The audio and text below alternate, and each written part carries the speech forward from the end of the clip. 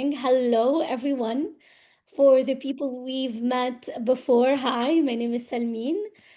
For the people we're meeting just now, I've recently joined Voice of Women in Innovation, and I'm very excited and happy to be supporting the team in doing or running these sessions and speaker sessions.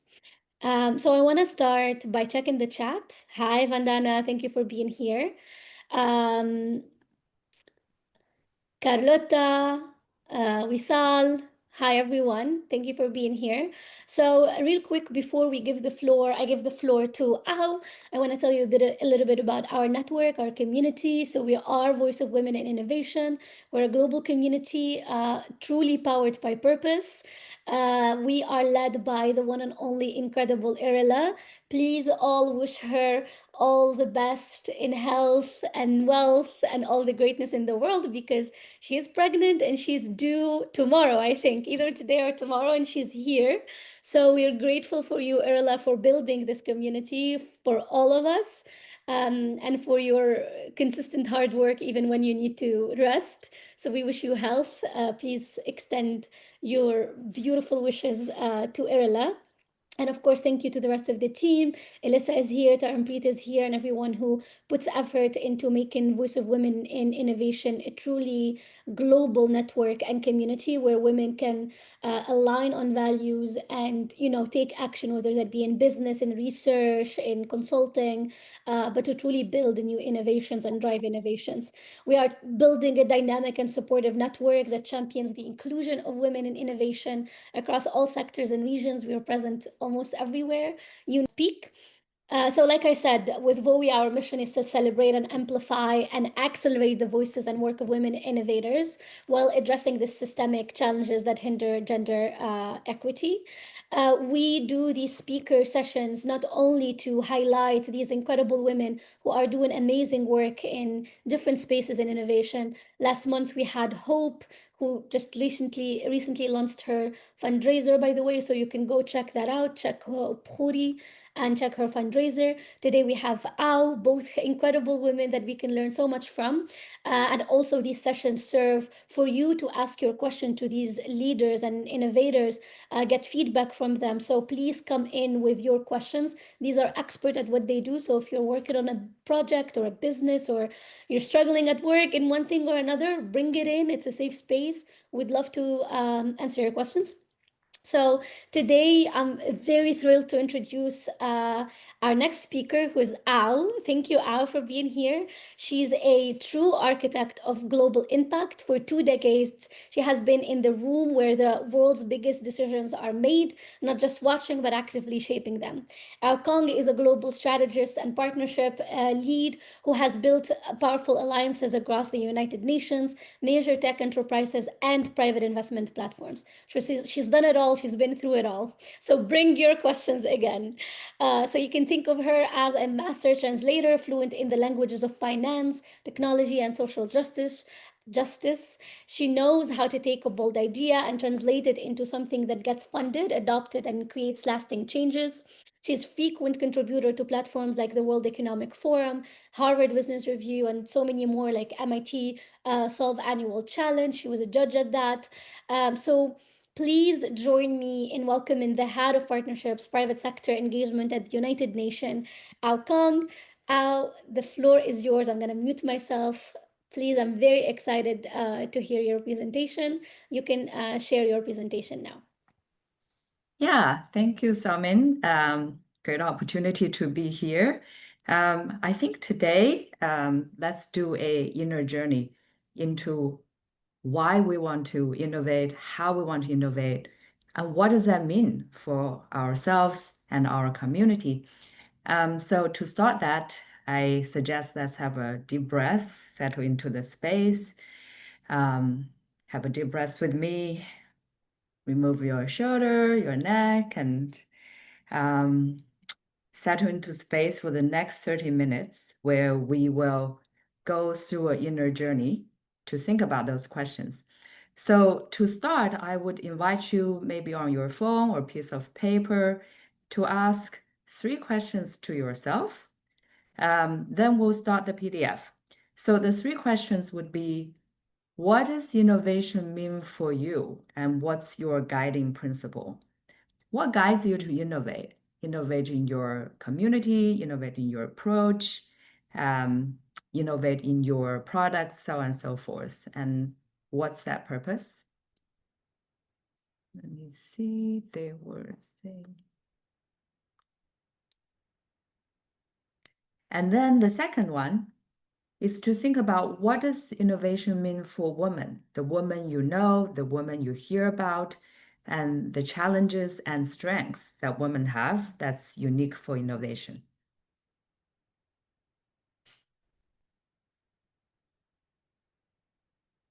Oh, great. Solve issues facing my community.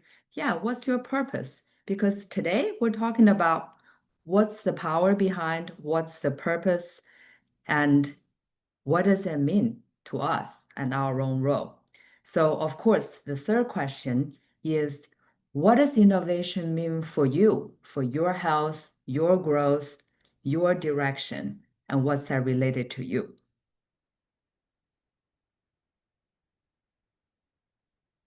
So once you write that down, let's have the journey started.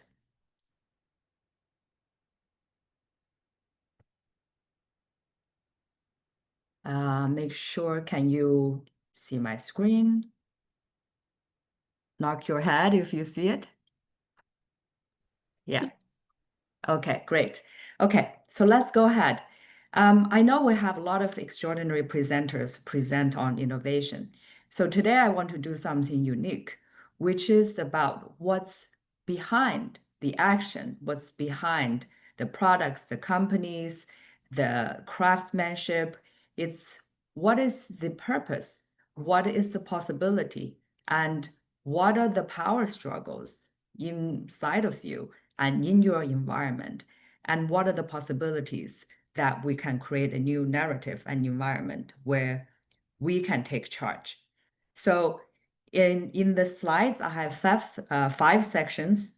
Number one is asking the big question: what does innovation conflict or interact in the big corporation, organization, in your industry, your business? Why is this so difficult? And what can we do? Second question is on what it means in culture and what are the boundaries that we're pushing and what can help. Number three is on identity. As women, we have a collective identity as women innovators. And what does that identity mean in the innovation space?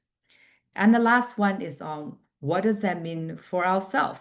Because we are the innovators, right? There is a story about the chicken who lay gold eggs. And if you are not taking care of the chicken, the eggs will be gone and the chicken will be gone.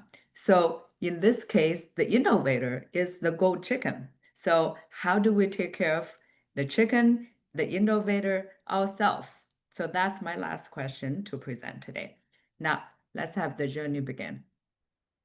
The first one is on why is innovation so difficult in the environment, especially right now in unpredictable times with so much chaos happening in the world.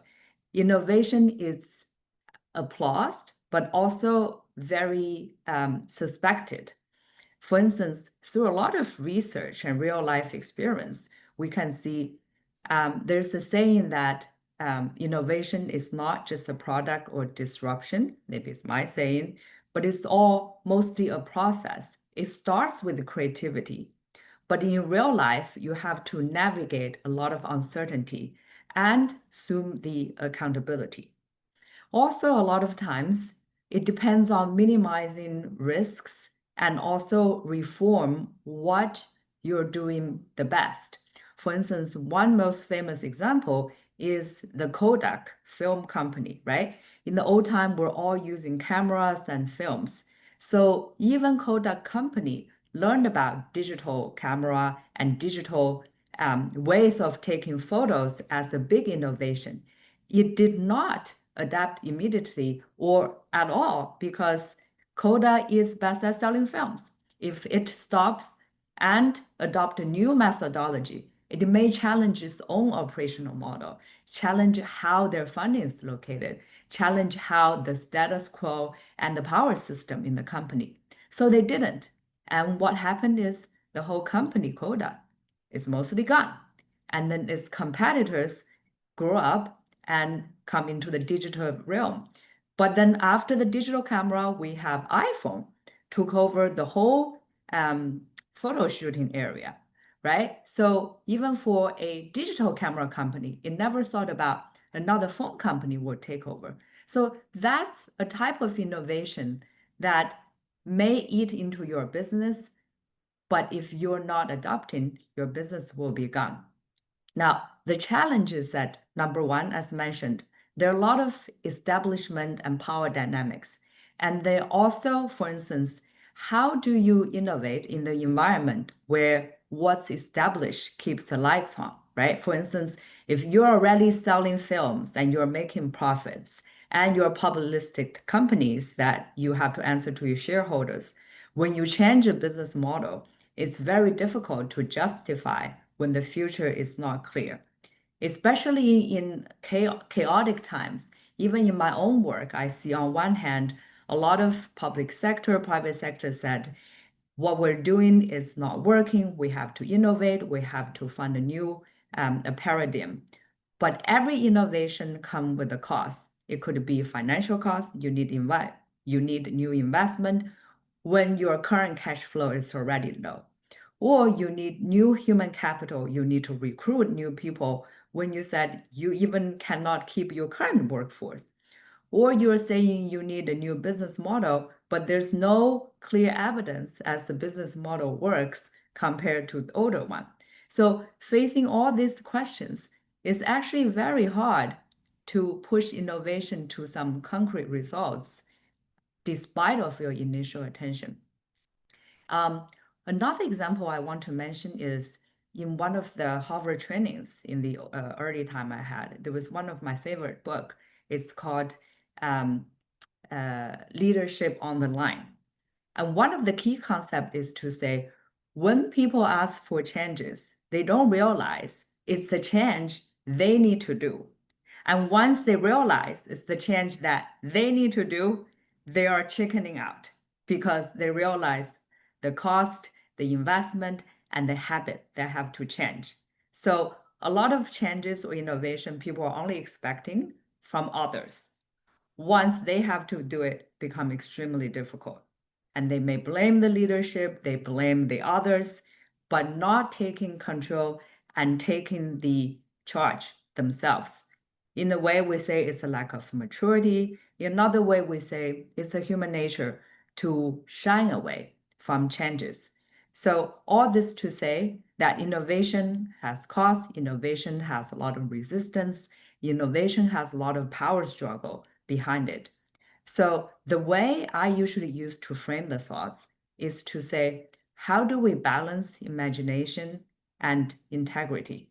Which means how are we honest about what's the current situation, what we have and what we don't have, and then lead that one step closer to the ideal environment or ideal innovation and be patient, do some hand holding in between. So let's say, for instance, in a big organization, if I want to innovate to a very big extent, but people are very concerned with the investment, the capital, how do I do a small experiment with a couple of countries, with a couple of industries, with a couple of like-minded people to demonstrate some results? And slowly we roll out over time versus having a top-down approach to push big changes all over, because sometimes it doesn't work and sometimes it touches too many interest points that cascading results is too overwhelming in the short term. But if we expand the time scope and the investment scope over time and try with caution and demonstrate with results, it will be better to show people the habits change, the investment actually worth it. So for instance, in a multinational biotech company I worked before, I was trying to roll out digital solution, but there was a very big sales force of humans. They go to conferences, they go to promotional events. So once they heard we're going to adopt to digital marketing, they're really not into it because that means they're going to lose their jobs, right? That's simple. So I started thinking, how do we convince them that digital solution is not replacing their jobs, but empowering them with more marketing channels? So I started by using digital solutions for something that's really needed and people want it, which is for procurement. That's the area, very complicated. People need a lot of help. So once I demonstrate in procurement how efficiency gain, not laid off any procurement people, but actually help them with this efficiency, doing things much faster. The marketing team dedicated just a couple of people to try digital solutions. And before you know, in 1 or 2 years of the time, people start learning. So learning is also very important. Why you do innovation, build people's capacity, build their confidence, give them tools to adopt so that they know, like as we're talking about AI today, right? A lot of questions on do AI replace people's jobs? Yes, it does replace some jobs, but not those who constantly learn. So let's empower people with learning, with confidence, and phased approach in these unpredictable times against resistance. So that's brief on the external environment. Here I mentioned some of the large organizations. The bold ideas may be challenged by cautious institutions. And so another thing I want to mention on this slide is to say, what are the appealing languages to the organization that could help? So what are the organization languages? It could be growth, it could be savings, it could be sustainability, so on and so forth. So once we pitch the audiences with the languages and motivation and incentives they understand, either be financial or social or technical. Some people mention you want small innovation, maybe in your community services, or even how you run your households. How do we have people accept those changes and be innovative about it? What are the incentives we can give to them and include them in the decision process? These are all the human behavior important in the psychology of innovation, which is not just a solution, but a psychology that we have to examine collectively. Then quickly touching on innovating across sectors and cultures. In my opinion, the innovation is not an act, but it's a relational act. The difference between act is one of you do something, it's an action, you push a boundary, you're done. But innovation, for me, in the psychology or philosophy, means through adoption and alignment of human potential and system potential, you keep adapting to a new reality that you can keep adding value. Give AI, for example. AI are excellent tools to increase efficiency and enhance creativity, so on and so forth. But to adopt that in a corporate level or into your everyday life, you need people's buy-in. You need the relations keep going on, right? So for instance, recently I talked to an AI expert. He says most of the time for big companies to innovate with AI tools, it's not about the tool itself. It's about the silos in the company. People don't want to share information, for instance, people who guard their clients list, for instance. For AI to really work or big innovation really work, you need a lot of information sharing and breaking silos. So that's where the relational build comes. Because once the business model is interrupted, once the consensus is interrupted, also for researchers, I see a lot of researchers were saying, once we innovate, our old funding streams may change and our R&D models will change. Once you change the models, the whole supply chain may change. So are we ready for that? And how do we do that? The takeaway I suggest is to say, how do we connect across boundaries through cultures, through sectors? what's the relations to build there? For instance, if I'm working with Asia region compared to working with Gulf region, what's the tradition, what's the relation to build? And what does this region value? For instance, I see in the Gulf region, when we talk about philanthropy, a lot of times we can talk about some faith-based or religion-based philanthropy, versus in Asia, people really value ESG, the environment, green transition. So how do we put those as keywords for people to integrate innovation into their culture? These are the questions when we innovate, we can ask. How do we have innovation grow roots in certain culture and certain sectors that are aligned with their goals and with their operational models? Next one, we come to one of the very important topic to this community, which is the unique landscape of women innovation. There are a lot of challenges. I list 4 of them. I know you have a lot of challenges personally. And I think these 4 are very telling. For instance, in the visibility, we see through research, when men propose idea, a lot of times leadership just let them try for it and see what the results are. Versus when women propose an idea, you need to show a lot of evidence and results before the leadership even give you a chance. One is give you a chance and try. One is unless you show me a lot of results, I don't even let you try. So that become a chicken and egg dilemma.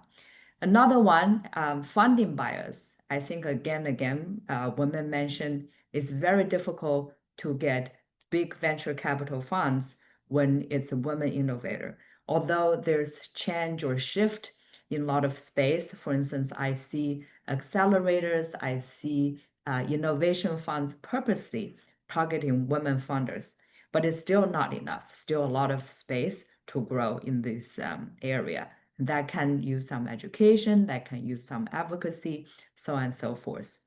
In risk perception, this is also very interesting. A lot of assumptions on when women innovate, it's just for the good. It's just a philanthropy, it's a charity. It's not strategic, it's not systematic, it's not something can generate values and profits. It's just something good to have, but it's not something fundamental. But reality, of course, perceived is not true. When women innovate, the strategic disruption plus the relations people can build, women can build, actually integrate into longer term structure. When we collaborate with men, with different gender groups, we can actually have more holistic approach that's good for the short term and the long term. Now, also on isolation, there feels safe ecosystem that connects creativity, policy, and capital. This is, I see, not only for women, for a lot of marginalized communities. It could be young people, could be global south, could be countries don't have many resources. It's very hard to align capital investment and your creativity and the policy. It could be tax incentives. It could be how women have ownership in small and medium enterprises. So there's a lot of missing links in that ecosystem that enable you to blossom. But on the good hand, I see a lot of women are good at just bootstrap to do something new, to innovate something new. So that's also where creativity comes in. When we don't have enough resources, can we do that in the frugal way, in a small way, in a way that doesn't require a lot of capital, a lot of stakeholders, a lot of hirings? We can do something, start with ourselves, and make that and refine that products into the longer term. So in summary, I would say women have unique strengths, which is relational, which is contacting different links into the innovation landscape. Women a lot of times are empathetic and have a lot of diplomacy skills in adapting to leadership that could be very innovative and inclusive. So what I suggest that have been working for me and a lot of community I witness, which is network, such as this network, how do we trust circles around different sectors so we can hear successful examples, we can try different ideas, and we can prototype. And also, we also have to learn the language of data, of stories, of influences. Human brains can process both quantitative evidence and qualitative evidence. So we have to see when we show the data of growth and when we tell the stories of change and when we use both. Learn about different influential skills and tools that will be very helpful. So last one, I want to highlight, come to the first point. Who are the innovators in this thing? Is ourselves. And for us to innovate, we need resources. And the resources first come from inner bandwidth. I can say there were a lot of times I see the most prominent innovative colleagues of mine resign, quit, because they have a burnout. And the burnout came years before they change tracks or quit or leave or have big health issues because they were not aware they had a burnout. And it also happened to me when I was taking very high stake management jobs. I didn't know I had a bad burnout until my sleep was very disrupted and had health problems because you're not even paying attention to those signs, to your body and emotional space, or you're not familiar with the medical language that when you see certain sign, how do you start treating it? How do you start pay attention? So over the years, we also realize that if you're the chicken laying gold eggs, the golden eggs are the innovations or creativity, the service and products, or the things you bring to the community. You have to take care of the source, the innovator, the chicken. So innovation falters when innovators couldn't sustain, right? So in those space, I would suggest that we, number one, really value our bedtime and sleep quality. Sleep is the time that deeply cleanse and regenerate our mental space and also protect the white space on your calendar. Yeah, one of the quote I like to share is that we're human being, we're not human doing. We don't need to constantly do, but we do need time to be. To be there is to have the white space in your thinking, on your calendar, to reflect, to reconnect, to breathe deeply, and to realign your purpose as your guiding principle. Treat physical exercise. So recent research really emphasized if you sit too much, it's very detrimental. Sitting is one of the biggest killer of your health. So every 30 minutes, you need to stand up, stretch, and move a little bit. So your body will restart the metabolic process. After 30 minutes, it just sees you're not moving, so it starts slowing down. Every 30 minutes, go to grab a water, walk around, stretch, make a joke with your colleague, staring outside of the window. These things will regenerate your metabolic system and make you feel good, make you feel fresh, and have the inner bandwidth for innovation. Here, we just try to say, when we reconnect to our inner selves, we align our mind and body and spirit, we understand where we're coming from and where we're going. How does our body feel? Is our emotional ready for making big changes? We are the holistic human being that machines cannot replicate. And that's when the real changes happen.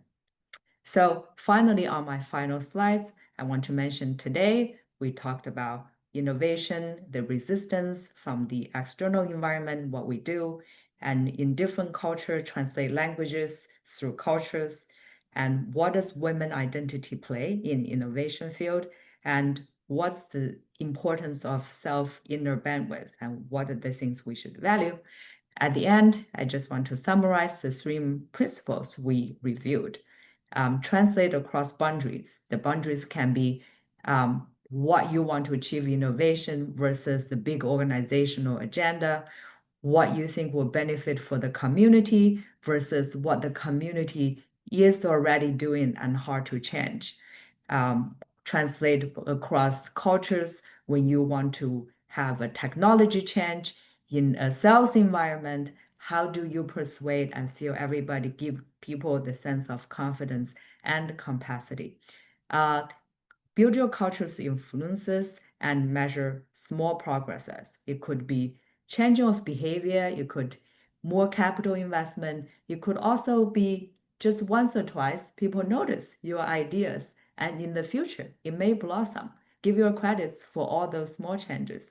And the last one, creativity comes from within. So give yourself the inner bandwidth to invoke curiosity and action. The final takeaway is innovation is the process of becoming. It's to align with what we offer, what we learn, what we evolve into what the world needs again and again. Thank you. Thank you so much, Al, for the presentation. Hmm. All right, you're back. Thank you so much for the presentation. I personally have a couple of questions that I want to ask, but I want to give it to the audience. If you have any questions, please write them down in the Q&A. Alyssa, please write down all of your questions in the Q&A, and in the chat, I'll make sure to bring them to Al. If there's anyone watching us live, also send us your question, and we'll try at least to have Al answer them. For me, you mentioned a couple of things that are very close to my heart. Yeah, And you mentioned with you in your own words, innovation that's opportunity driven and that's necessity driven, right. um, which is incredible because it's same thing in entrepreneurship. We have entrepreneurship of opportunity and of Mhm. necessity. And a lot of female founders are, or women in innovation are of necessity rather because they see an issue and they need to fix, or there's a gap, or there's a problem somewhere. How do we ensure that even the innovators or entrepreneurs of necessity get the same access as those of opportunity, as in access to fundraising, or innovation requires R&D in a lot of cases, access to the big to the important rooms, essentially, whether that be UN or the World Economic Forum in certain cases, or big VCs, so on and so forth. How's your experience so far? What do you think has been working for you and what's not working for you, for instance? For me personally, Yeah, well, what you observe for women entrepreneurs. I mean, of course, there are, if it's entrepreneurs of necessity, especially from certain regions with less privilege than other regions geographically, then you have limited opportunities, you have limitations to build, to innovate, to be creative, to be in the being rather than in the Hmm. doing. So yeah, I've observed that there's a huge discrepancy between this and that. There's discrepancy between women and male in innovation, sorry, but specifically with in terms of geographies and what that provides, or how that discriminates against the innovators and creators, I guess. Right. Well, I think that's a really interesting question, and a lot of discussions can be done in different situations. My initial thoughts is that come to back to my point about translating different languages. Because if you had experience in different sectors, you notice that how different sectors measure um, their cost and measure their purpose or importance is different, right? So one of the big research I did on investment or big capital funds is that they need to allocate their funds or investment in the way that highly efficient. For instance, if I have very prominent entrepreneurs from some regions, but the business is very small. So when they do the due diligence, when they do a lot of research, the cost of capital is very high to invest, but the return is very low. So let's say invest in a small company and invest in a very big company, you need the same amount of time and lawyers' time and investment to do due diligence. But once return is very small and one's potential is much bigger. So a lot of investors do say that even though they're interested in the companies that are small, the entrepreneurs that are small, but the due diligence request is very high. On the other hand, I see some of you ask about, working with the public sector is difficult. Yes, because one of the main concern for public sector is on reputational risk, right? So if you're working with the big companies, they have a track records on how they operate and if they have sustainable practice and so on and so forth. If you're small individuals, it's much more difficult for them to assess the risk level. And the bigger the organization is, the more they're concerned about risks, including reputation, including capital risk, because they have more, it could be duties, it could be more stakeholders, such as people who voted them, to answer to. So then here the incentives are not very aligned, right? So the small entrepreneurs want to innovate and get a lot of opportunities versus the bigger organizations are very risk averse. So how do we bridge that in between? My personal thinking is that the two sectors have to push from both sides.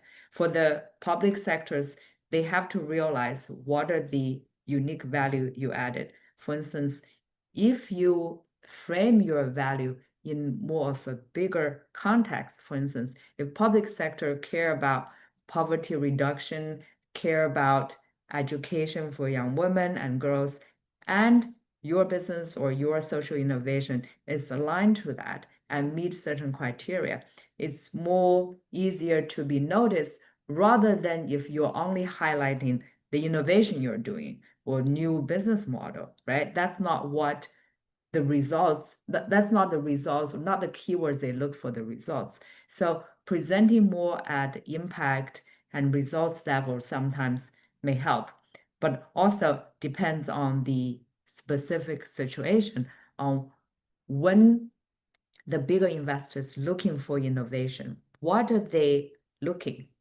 Are they trying to see if you have disruptive technology? Are they trying to see if you have demonstrated, like a business model that can make money?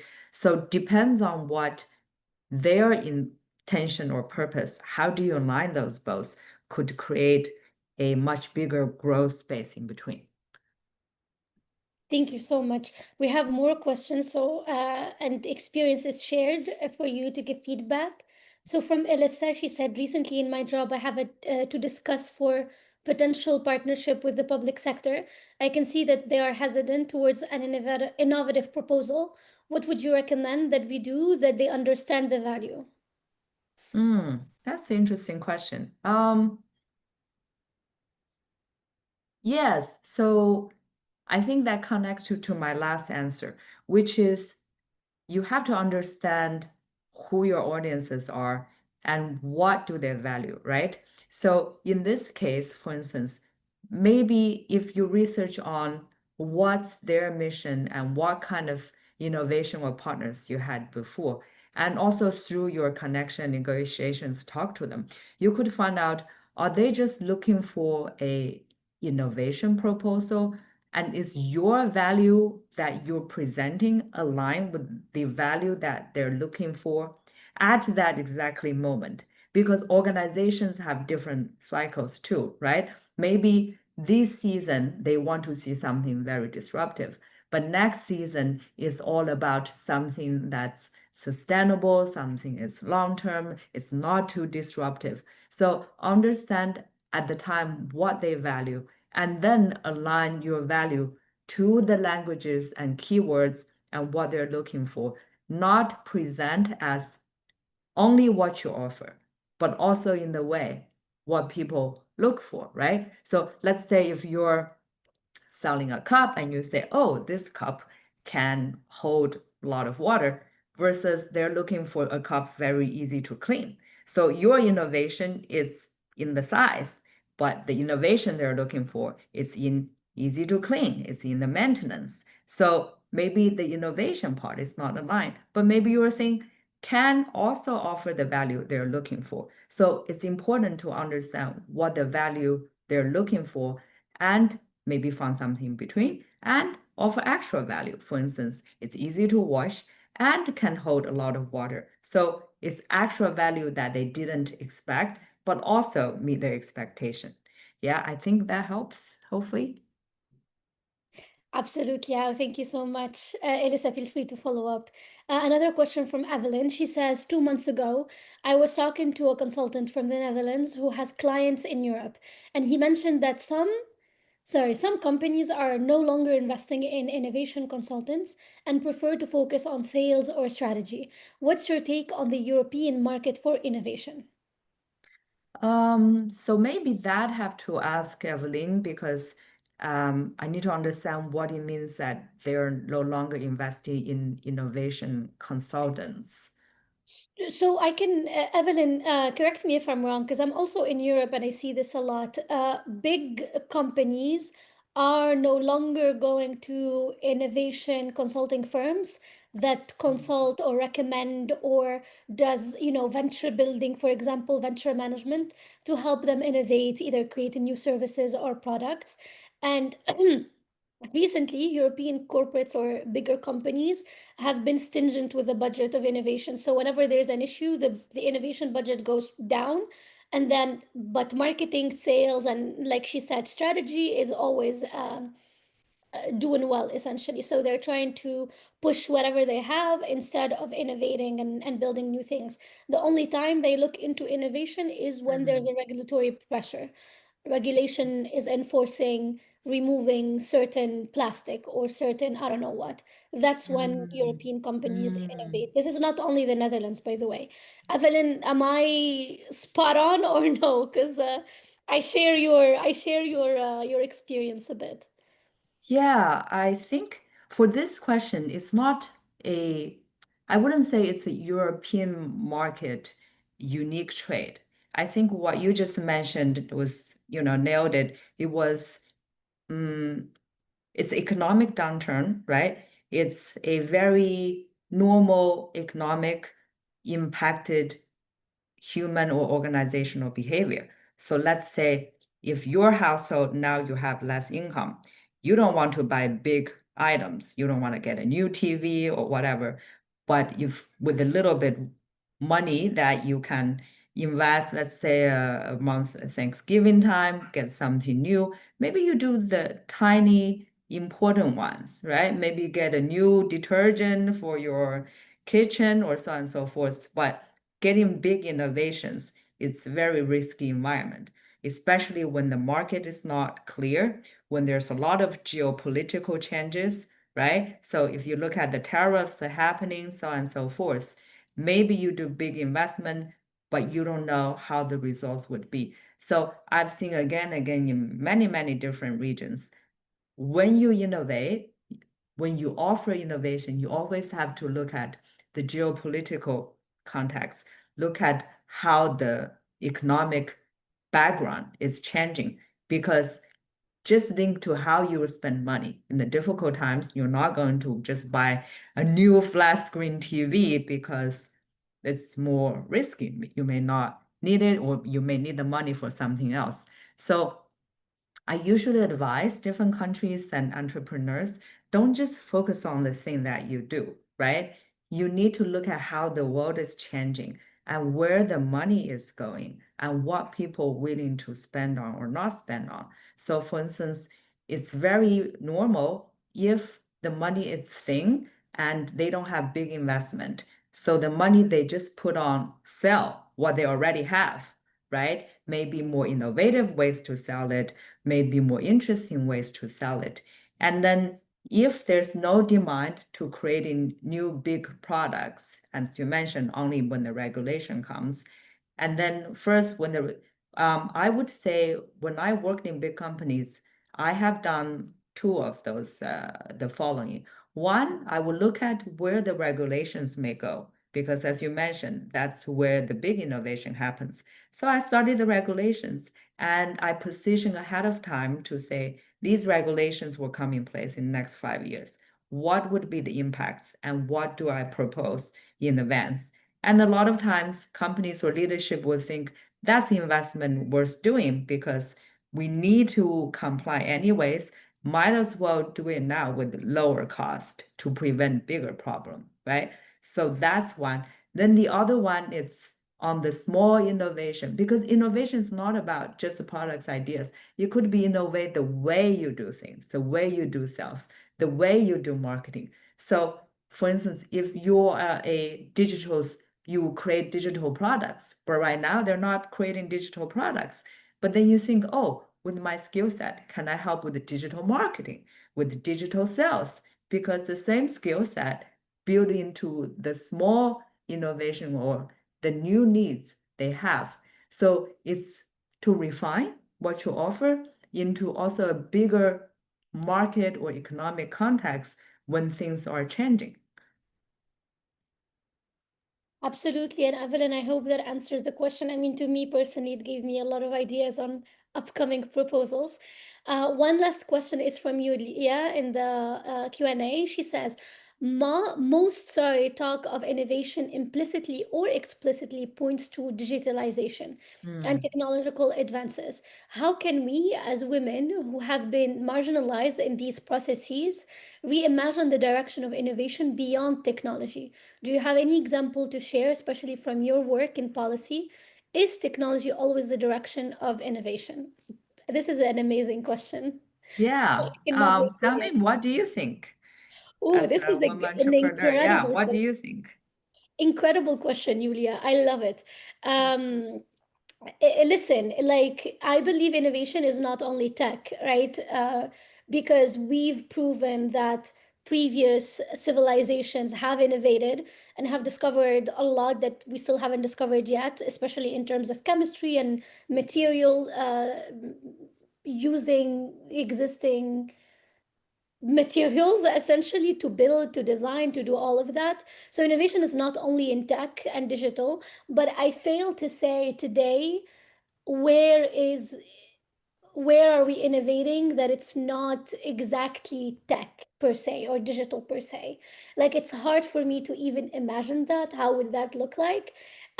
Because we look at innovation in healthcare, then we are designing ways to do pre-diagnostic and ways to do ultrasounds very fast or whatever it might be, right? But it's still within the tech.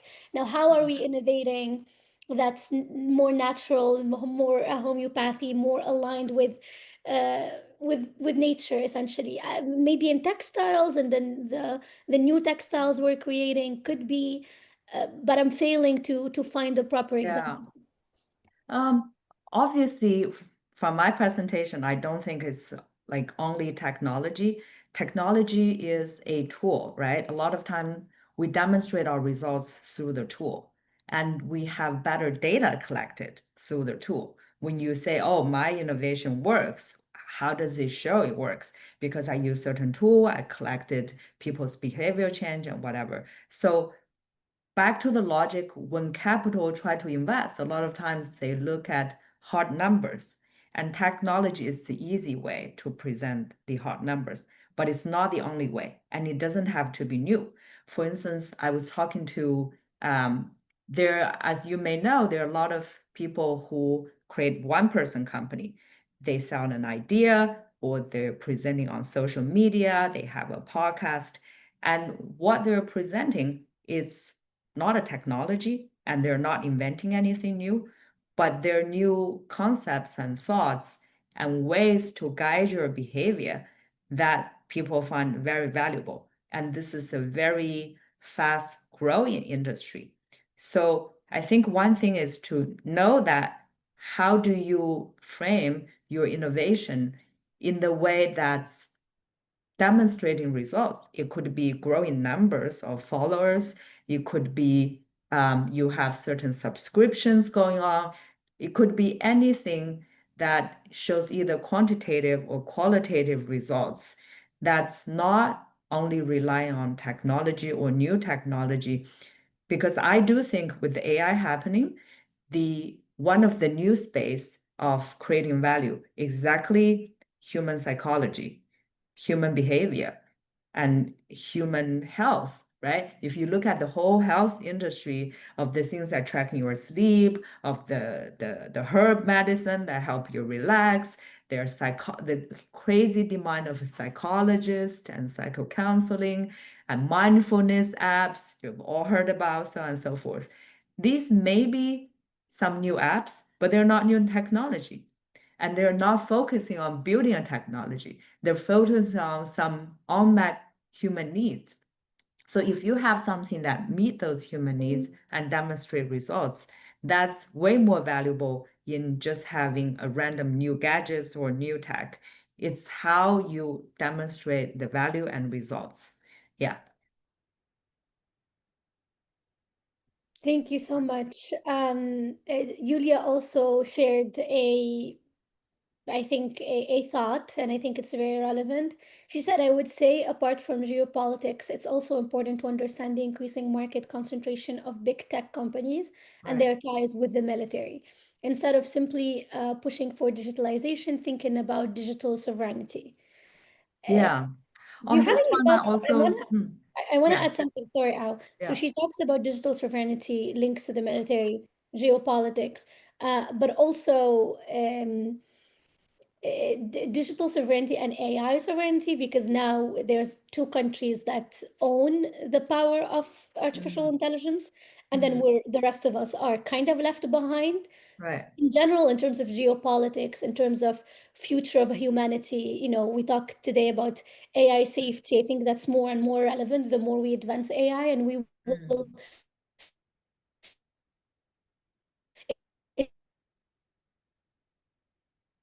Mm. eventually ourselves achieve this digital and tech sovereignty. Yeah. Yeah. On this one, I Did just you want hear to me, add, Al? yeah, you were freezing a little bit. I'm just thinking on this one, I want to add, I do see there's, I mean, probably a lot of people talk about there's more concentration of power and capital and resources into bigger companies more than before, right? Even my friends in the capital investment, private equity area talk about how even for the small companies, they're willing to invest the bigger money or collaborators go to the bigger companies with the compounded interest. So the reality is to say, yeah, it's difficult for small companies to get bigger capitals.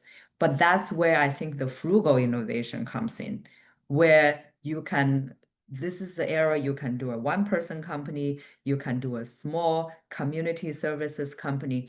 Your audiences are more kind of diversified with different segments before.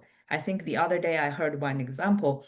You have a Taylor Swift who can have millions and millions of fans, but you can also have a singer that you never heard about, but some Gen Z is just really crazy about. They go to all their concerts, they buy all their t-shirts and whatever, and they do really well too. And you and I probably never heard of.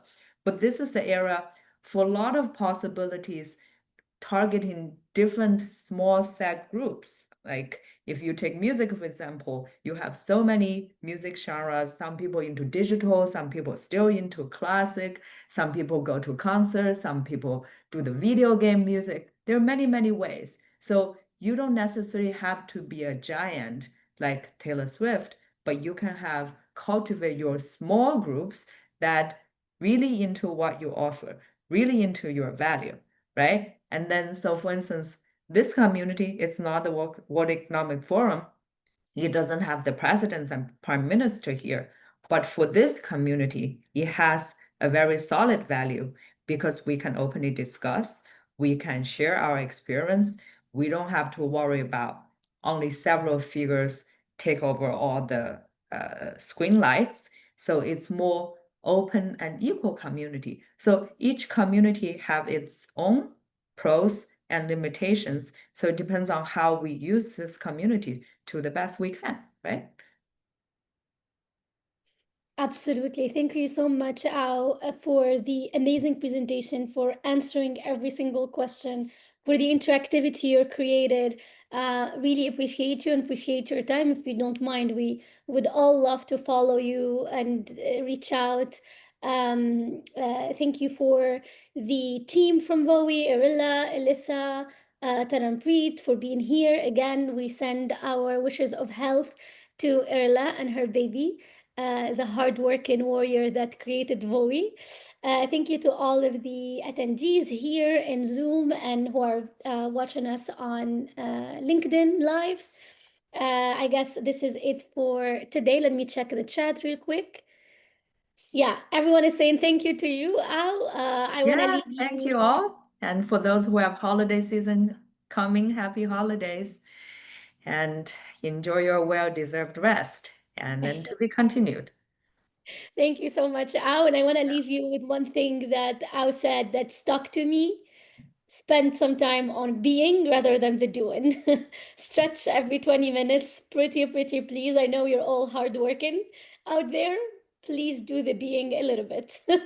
We can stretch now. Thank Yeah. you, everyone. Bye. Bye.